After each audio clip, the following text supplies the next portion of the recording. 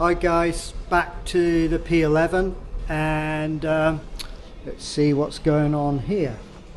So I've had to clean up the mouth. I've had to remove the two outer studs on each side because that's where it gets through bolts on the Allen head that go in through the Molnar cylinder.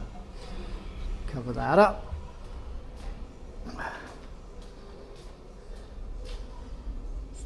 See here, this is the Molnar cylinder. Let's go and get the bolts a minute because some people question me. This is the head bolt set there, and these are these Allens, which I've done a trial fit. Sit down into this recess there. Now, back to what's going on here. I've got brand new JE Pistons from Jim Smith's Motorsports in California. They're J&E Pistons. You see I've got some measurements here.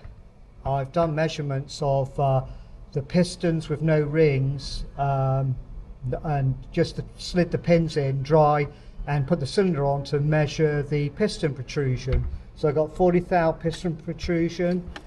Over here I've got my copper head gasket, which is 32, which leaves the piston crown protruding by 8 thou. I'm just going to round that up to 10 thou, just use that as a margin.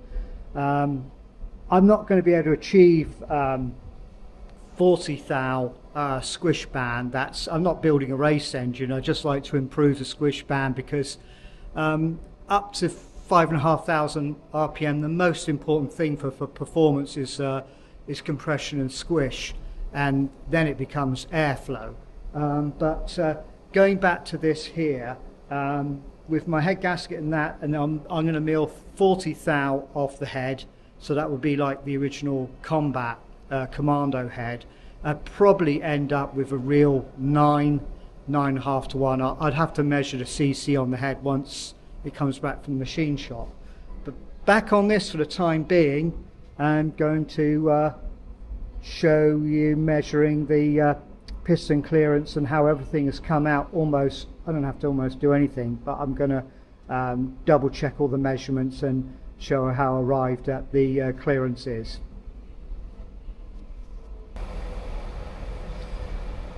So first off, thing you have to do is measure the piston, and being J&E, I got some notes here from Jim Smith, but it's pretty standard industry on forged pistons.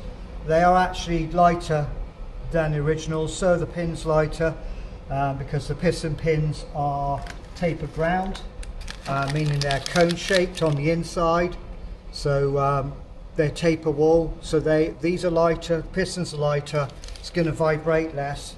Even though I'm not doing the crank to change the balance factor, everything's going to help.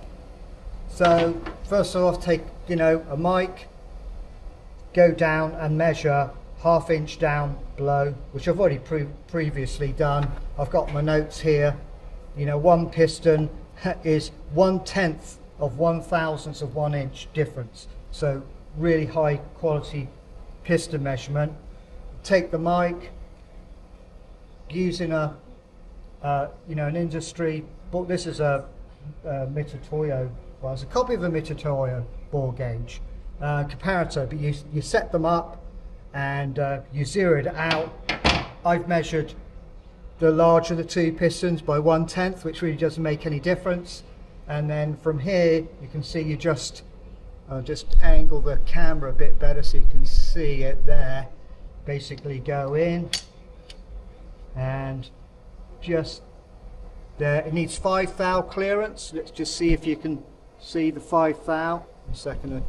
Yeah, I think you can see it's minus 5 thou. That is the clearance. It's actually 5.5.